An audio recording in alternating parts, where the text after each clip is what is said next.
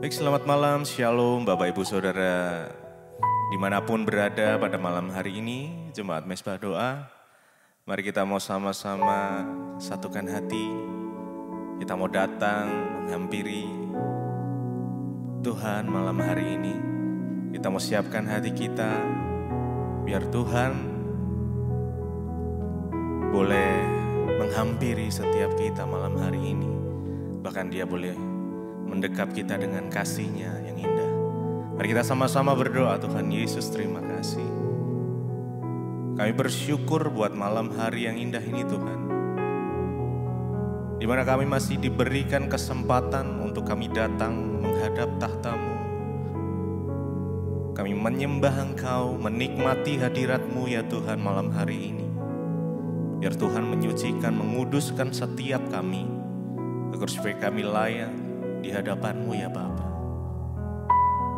Bapa, biarlah hadirat-Mu memenuhi setiap kami, dimanapun kami berada pada malam hari ini Tuhan.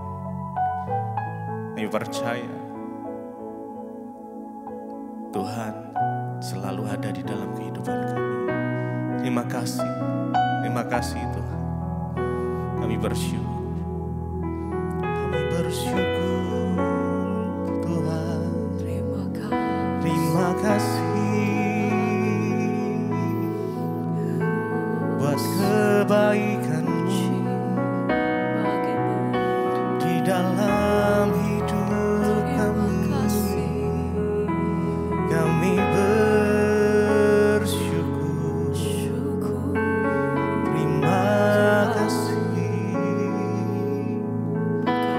Terima kasih Tuhan. Kami sembah Engkau. Mari sembah Tuhan malam ini.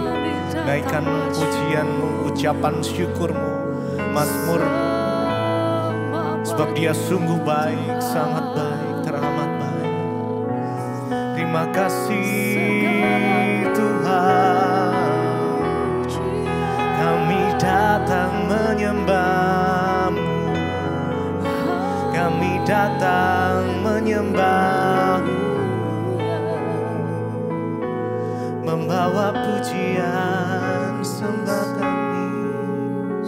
Terima kasih. Oh haleluya. Terima kasih Tuhan. Terima kasih.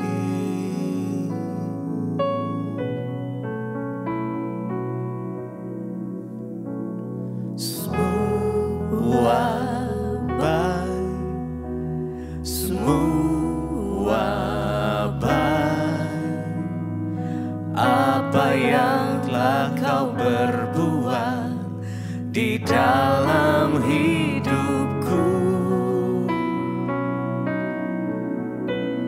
semua baik, sungguh teramat baik. Kau jadikan hidupku berarti.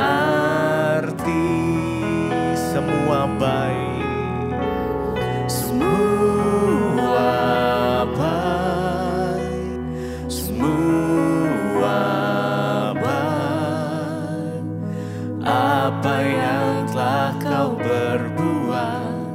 di dalam hidupku.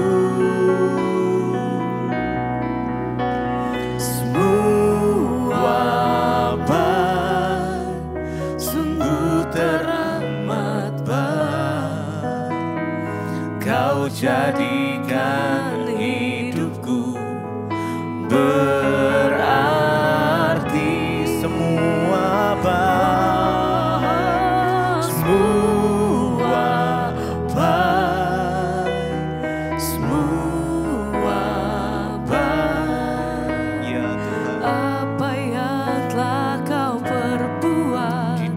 di dalam hidupku. Semua baik, semua baik.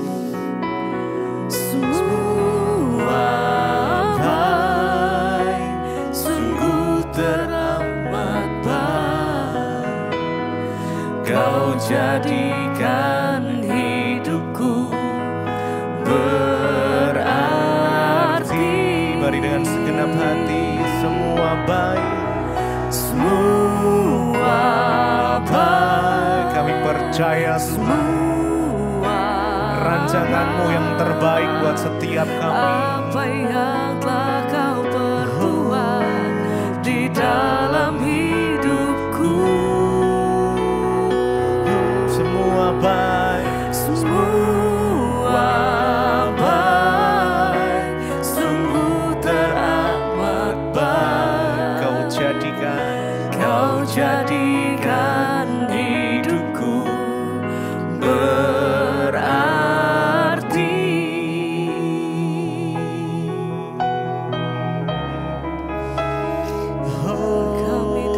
Kami percaya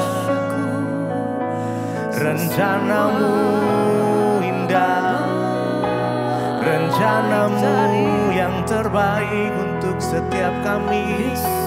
Kami percaya Tuhan, Kami datang bersyukur. Kau menuntun langkah kami,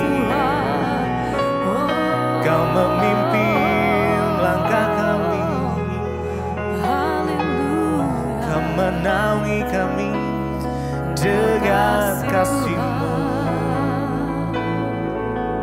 Biar hadirat-Mu nyata, biar hadirat-Mu penuhi setiap kami yang rindu, yang rindu. Oh Tuhan, hadirat-Mu penuhi setiap kami.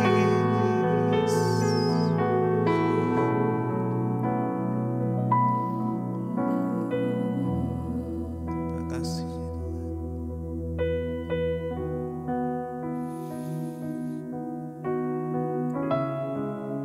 Bapa, sentuh setiap kami Tuhan, setiap hati kami.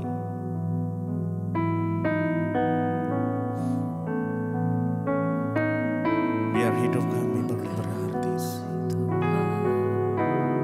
Jesus.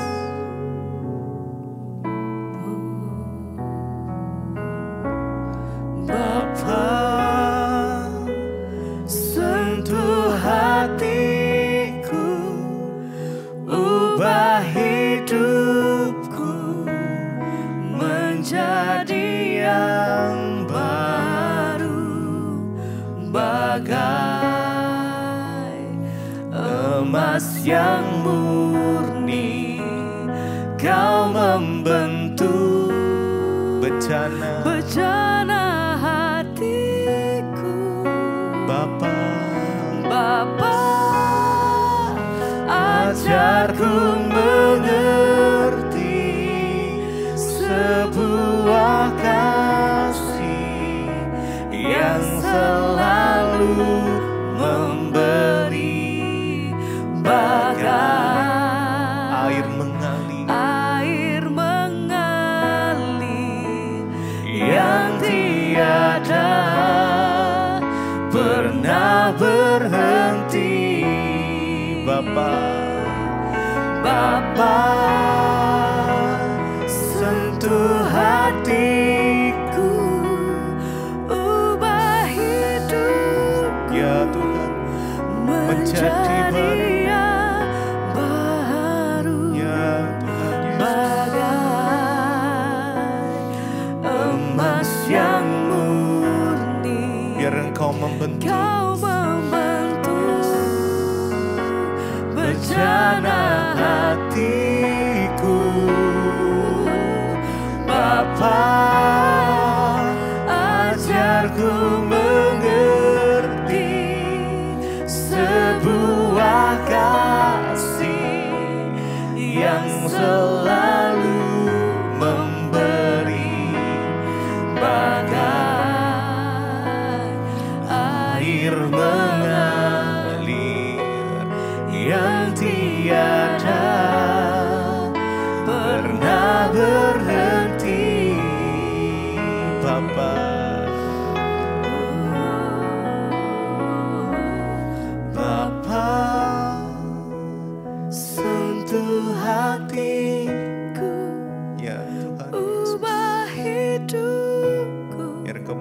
setiap kami, menjadi yang hati kami yang terdalam ya Tuhan.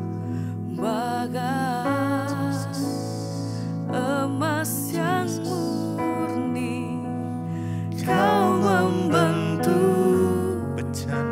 bejana Hatiku Bapa, Bapa, ajarku mengerti sebuah kasih yang selalu memberi, bagai air mengalir yang tiada pernah berhenti.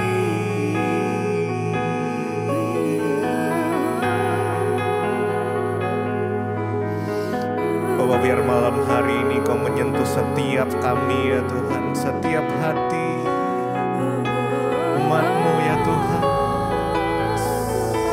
Kau menjadikan kami baru ya Tuhan. Jesus, biar kasih-Mu mengalir malam hari ini, memenuhi setiap kami ya Tuhan. Oh Yesus, biar hadirat-Mu ya Tuhan membalut setiap kami ya Tuhan malam hari ini. Mari nikmati Tuhan malam ini.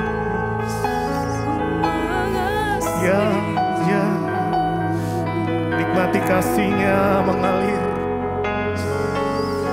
Yes, yes, Jesus. Terima kasih ya Tuhan. Kami bersyukur ya Tuhan Yesus. Oh haleluya. Terima kasih Tuhan.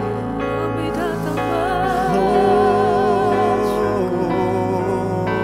Yesus.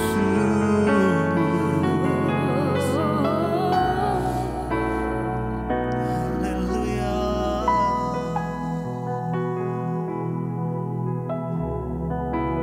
Ini setiap hati kami Tuhan. Kami bawa setiap penyembahan kami. Kami bawa setiap ucapan syukur kami. Ini setiap hati kami. Ini setiap keberadaan kami Tuhan malam hari ini. Biar setiap persembahan kami itu yang menyenangkan hati-Mu. Biar setiap apa yang kami bawa Tuhan, itu yang menyentuh hati Bapa. Oh, haleluya. Ini setiap hidup kami Tuhan. Kami mau katakan di hadapan Engkau, ku tahu hidupku adalah penyembahan. Kau ciptakanku dalam kemuliaan-Mu.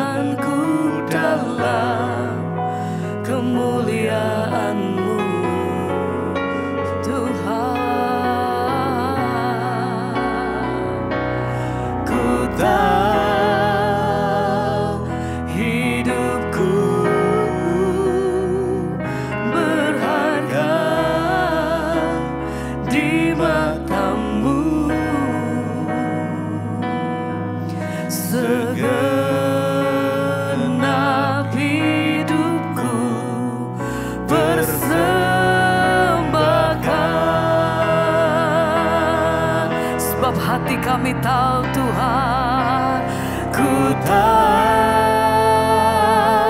hidupku adalah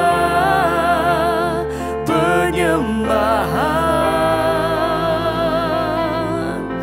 Kau ciptakanku dalam kemuliaan-Mu Tuhan.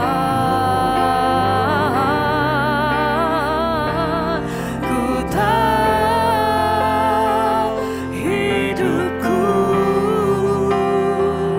berharga di mata-Mu. Segenap hidupku persembahkan. Segenap hidup kami Tuhan, kami mau nyatakan di hadapan Engkau. Ini hati kami, ini hidup kami hanya bagi-Mu Tuhan. Dan malam hari ini kami mau datang di hadapan Engkau dengan hati yang bersyukur. Terima kasih untuk setiap kebaikan-Mu yang kami terima sepanjang waktu, sepanjang hidup kami Tuhan.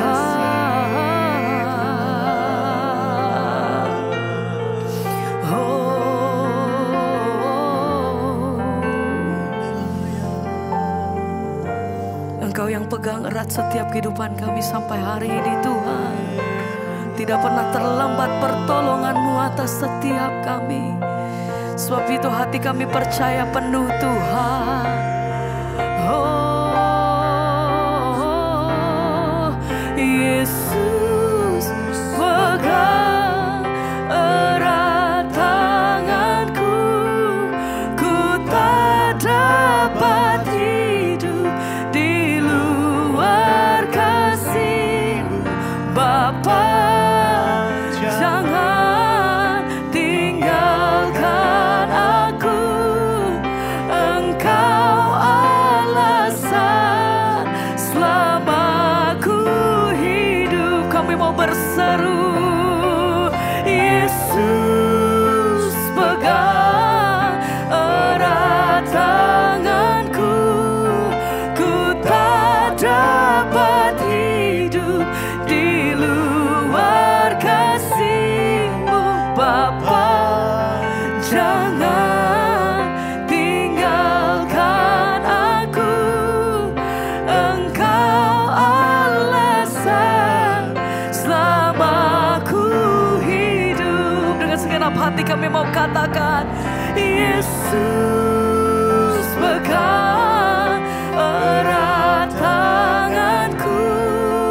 Ku tak dapat hidup di luar kasih-Mu Bapa. Jangan Tinggalkan Engkau alasanku selama ku hidup. Satu kali lagi bersama, mari dengan segenap hati katakan, Yesus pegang erat tanganku. Ku tak dapat hidup di luar kasih Bapa. Jangan tinggalkan aku, Engkau alasanku selama ku hidup.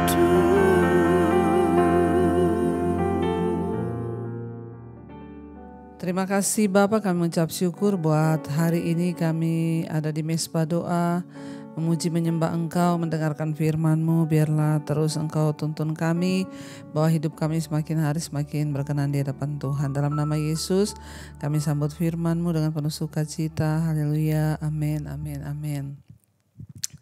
Shalom saudara, kita berjumpa kembali di Mesbah Doa. Biarlah kasih Tuhan senantiasa ada dalam hidup kita dan kita punya hati yang terus mencari dan mau belajar firman Tuhan. Saya akan bacakan kesaksian yang sudah masuk. Malam Ibu Debbie, Shalom. Saya mau bersaksi atas kebaikan Tuhan dalam hidup saya. Saya ini seorang penderita saraf kejepit dan sudah 14 tahun saya tersiksa mengalami saraf kejepit. Singkat cerita, saya sudah diendoskopi oleh dokter, tapi bukannya sembuh malah bertambah sakit dan tidak ada kesembuhan. Justru sebaliknya ternyata ada kesalahan waktu di endoskopi. Akhirnya saya mencari dokter lain dan dokter tersebut bilang saya harus dioperasi untuk dipasang pen. Karena katanya dokter itu bantalan saya sudah sobek akibat operasi yang pertama. Dalam hati saya berkata, Tuhan, apakah saya bisa disembuhkan tanpa operasi? Ya, tanpa pasang pen di dalam tubuh saya. Saat saya ikut mesbah doa, ibu selalu berkata, ya berdoa letakkan tangan di bagian yang sakit. Saya selalu perkatakan dalam nama Yesus, bantalan tulang saya akan kembali utuh dan kembali normal. Serta saya tidak perlu operasi dan pasang pen. Jadi setiap kali saya berdoa, saudara, untuk yang sakit, ibu ini mengimani. Tanpa operasi aku berdoa supaya bantalan tulangku itu bisa sembuh tanpa harus pasang pen. Suatu malam tiba-tiba saya mengalami sakit kepala dan vertigo yang sangat luar biasa. Akhirnya saya dilarikan ke rumah sakit dan saya dirawat di rumah sakit. Namun sungguh ajaib Tuhan, Bu. Ya, ketika saya dirawat di rumah sakit, saya dipertemukan dengan dokter ahli bedah syaraf. Dan akhirnya saya dilakukan MRI dan operasi buang bantalan yang menonjol itu dan tidak usah pasang pen. Luar biasa cara kerja Tuhan yang ajaib. Ya, jadi tidak jadi dipasang pen. Hanya dioperasi dan dibuang bantalan yang menonjol dan puji Tuhan saya sudah disembuhkan. Tuhan luar biasa cara kerja Tuhan. Terima kasih buat ibu yang terus menguatkan di saat-saat saya merasa lemah. Biarlah ibu terus dipakai Tuhan semakin dahsyat dan lebih lagi. Amin, amin, amin. Ya puji Tuhan saudara, tidak gampang dan tidak enak loh syaraf kejepit 14 tahun. Ya kesakitan pasti ya, kita keseleo tulang aja, saraf aja sakit, apalagi ini kejepit 14 tahun dan sudah pindah dari dokter satu ke dokter yang lainnya, malah salah-salah ya, malah dioperasi, malah jadi sobek bantalannya dan lain sebagainya. Ya akhirnya terus berserah kepada Tuhan. Ya setiap malam ketika berdoa buat yang sakit, ibu juga berdoa. Ya dan pada akhirnya dokter memutuskan bahwa ibu ini harus operasi dan pasang pen di dalam tulangnya. Namun Tuhan itu turut bekerja mendatangkan kebaikan bagi setiap orang yang percaya. Ya satu malam ibu mengalami vertigo lalu dibawa lari ke rumah sakit dan di rumah sakit itu ada dokter ahli syaraf. Yang lain lagi saudara ya. Jadi itulah kita perlu berdoa agar Tuhan juga mempertemukan dengan dokter yang benar-benar dokter pilihan Tuhan. Kenapa saudara? Ya setiap dokter itu keputusannya berbeda, diagnosanya berbeda. Ya dokter satu berkata harus dioperasi pasang pen. Ya coba kalau kita pasrah-pasrah aja dan berkata ya sudahlah. Tapi ibu ya terus berdoa dan berkata aku tidak mau pasang pen Tuhan. Ya aku berdoa dalam tubuhku tidak usah dikasih pen ya. Bahkan bisa jadi bukan sembuh malah tambah sakit kalau salah lagi dan lain sebagainya. Tiba-tiba satu malam ibu mengalami vertigo yang luar biasa lalu dibawa ke rumah sakit. Dan di rumah sakit tempat dia menginap, di tempat dirawat, ketemu dengan dokter ahli bedah syaraf di rumah sakit itu. Dan dokternya berkata setelah dilakukan MRI, dokter bilang ini tidak perlu dipasang pen, hanya operasi buang bantalan yang menonjol itu saja. Ya, saudara bisa bayangkan diagnosa yang sangat berbeda, satu pasang pen, satu ya operasi buang bantalan yang menonjol. Dan sekarang sudah dioperasi dan semua sudah baik, sembuh, puji Tuhan, haleluya. Itulah Tuhan ya, ketika dia bekerja saudara memang jalan-jalannya itu tidak terselami, tapi itulah Tuhan. Ya bayangkan kalau salah dokter, salah diagnosa maka semakin menderita. Jangan merasa karena kita punya uang, wah kita dengan gegabah, oh ada rumah sakit bagus, oh ada rumah sakit mahal. Ya, yang mahal belum tentu bagus, tapi yang pilihan Tuhan itu pasti yang terbaik. Ya, bayangkan ibu ini tadi masuk rumah sakit mendadak hanya karena vertigo, dibawa lari ke rumah sakit, ya pasti rumah sakit yang terdekat, bukan cari yang mahal, yang bagus. Padahal sudah cari-cari dokter bagus, tapi itu cara kerja Tuhan. Ketika di rumah sakit itu akhirnya ketemu dengan dokter Ali Syaraf di situ dan ternyata simple aja, hanya dioperasi buang yang bantal tulang yang menonjol, selesai. Jadi saudara seringkali ya itulah cara kerja Tuhan ya, tidak terpahami. Karena itu benar firman Tuhan berkata, diberkatilah orang yang mengandalkan Tuhan. Setiap malam ibu berdoa di mesbah doa, Tuhan aku tidak mau dipasang pen, aku mau Tuhan ya tidak usah pasang pen di tulangku. Puji Tuhan semuanya terjadi sesuai dengan doa harapan. Terima kasih ibu kesaksiannya, mengajarkan kita semua untuk mengandalkan Tuhan. Baik saudara, tadi malam kita sudah selesai dengan Yosua ya sebagai penggantinya Musa. Musa adalah seorang pemimpin yang sangat berbesar hati. Dia mempersiapkan Yosua untuk menjadi penggantinya. Walaupun Musa tahu dia tidak memasuki tanah perjanjian, dia tidak kecewa sama Tuhan, dia nggak bersungut-sungut, pelayanannya tetap luar biasa. Bahkan akhirnya dia memilih dan mempersiapkan Yosua untuk menjadi seorang yang akan menggantikan dia. Dan sekarang saudara kita akan melanjutkan pembacaan firman Tuhan.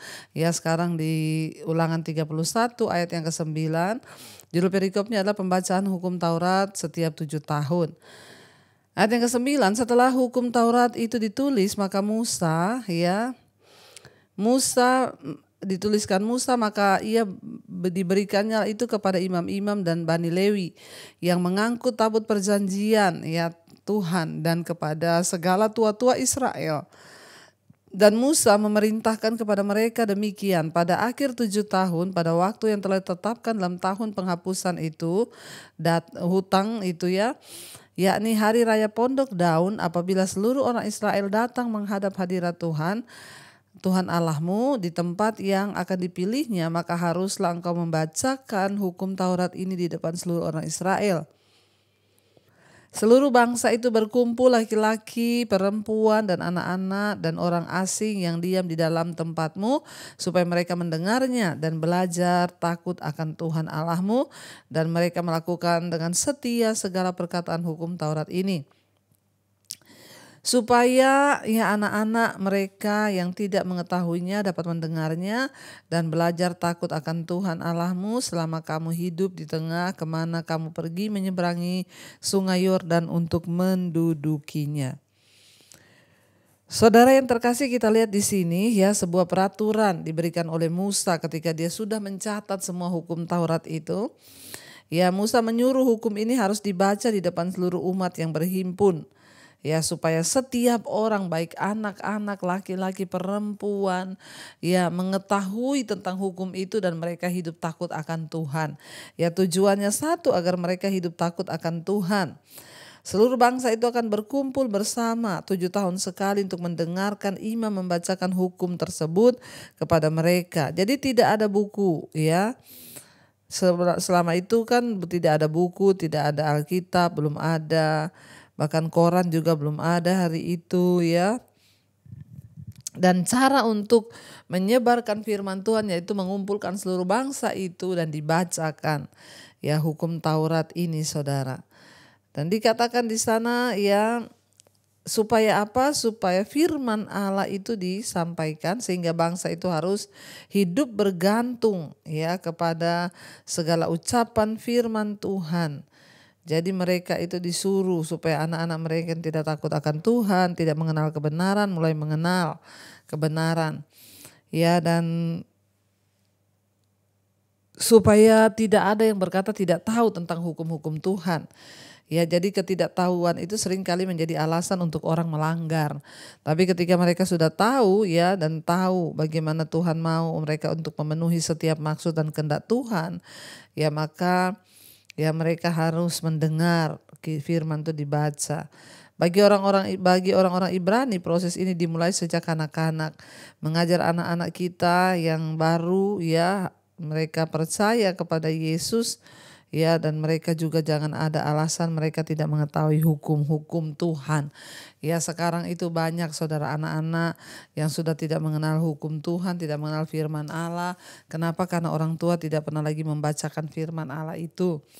Mari ya kita mulai dari dalam rumah tangga kita sendiri, anak-anak kita sendiri, kita ajarkan tentang firman Tuhan. Ucapkan firman itu waktu engkau duduk makan, engkau di jalan, engkau dimanapun, ucapkan firman kepada mereka agar mereka tahu tentang firman Tuhan. Ayat yang ke-14, pendahuluan nyanyian Musa, di sana di judulnya perikop. Kemudian berfirmanlah Tuhan kepada Musa, sesungguhnya sudah dekat waktunya bahwa engkau akan mati. Maka panggillah Yosua dan berdirilah bersama-sama dengan dia dalam kemah pertemuan, supaya aku memberi perintah kepadanya. Lalu pergilah Musa dan Yosua berdiri dalam kemah pertemuan. Dan Tuhan menampakkan diri di kemah di dalam tiang awan, dan tiang awan itu berdiri pada pintu kemah. Tuhan berfirman kepada Musa, ketahuilah bahwa engkau mendapatkan perhentian bersama-sama dengan nenek moyangmu, dan bangsa ini akan bangkit dan bersinah dengan mengikuti Allah asing yang ada di negeri kemana mereka akan masuk. Mereka akan meninggalkan aku dan mengingkari perjanjianku yang kuikat dengan mereka.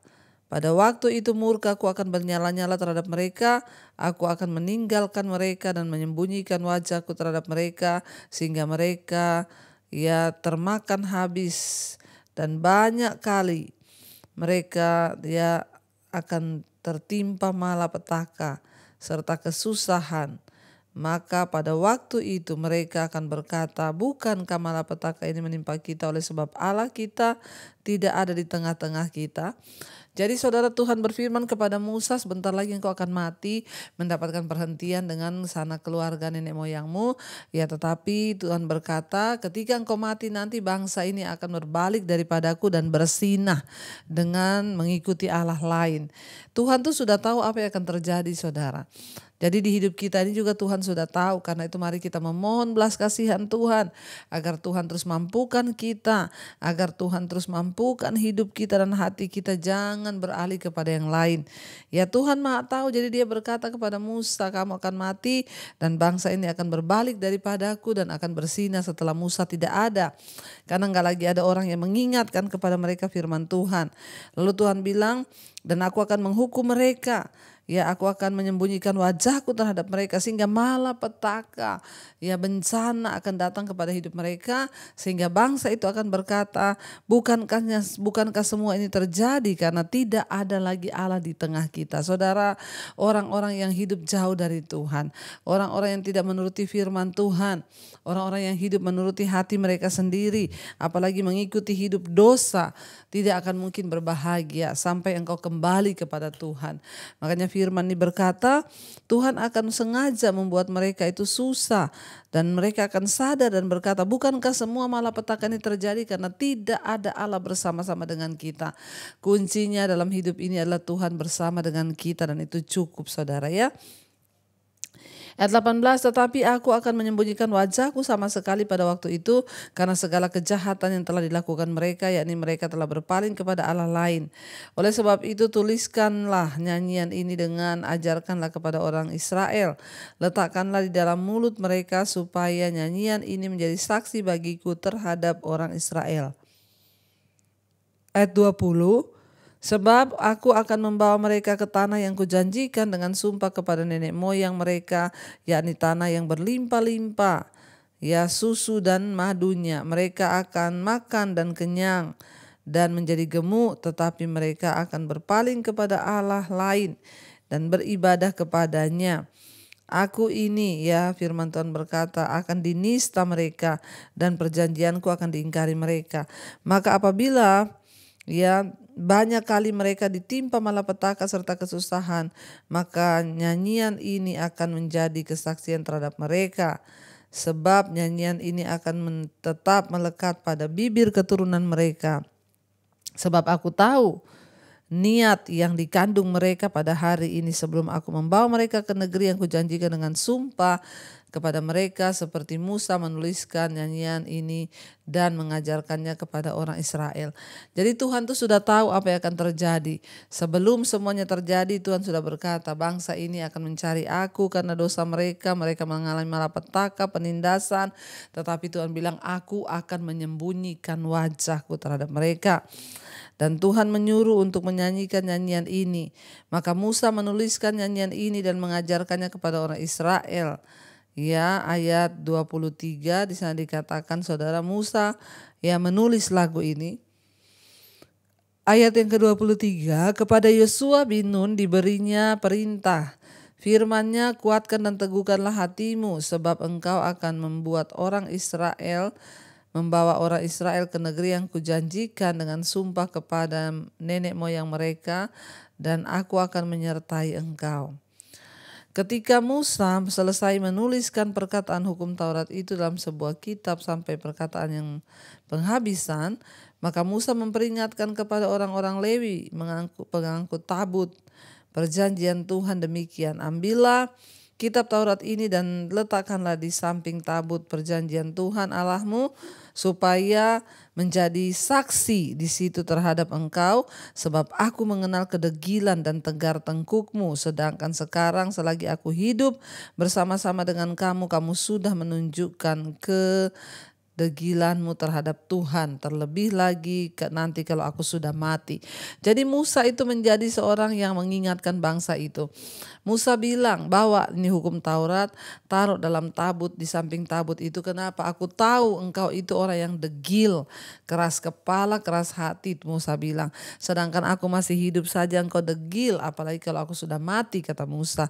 Pasti engkau akan memberontak terhadap Tuhan, ya. Dan dikatakan di sana, ya, Musa berkata, ketika